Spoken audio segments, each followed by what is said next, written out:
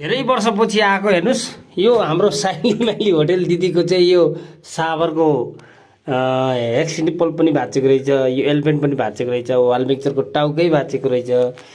हेर्नु त काम गर्न आएको राजा या म त यता सिपति पो छु त साइली माइली दिदी घरतिर। अनि अर्को ठाउँ कहाँ गएको छ दिदी?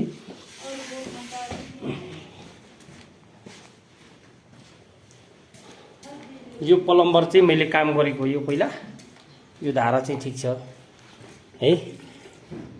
अनि त्यसपछि यो टाइलहरू पनि हामीले लगाएको टाइलहरू, अनि त्यसपछि यो वाल मिक्सचर बिग्रेको रहेछ।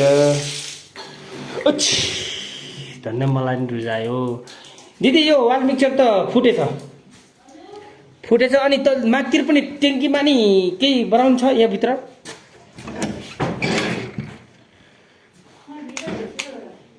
हजुर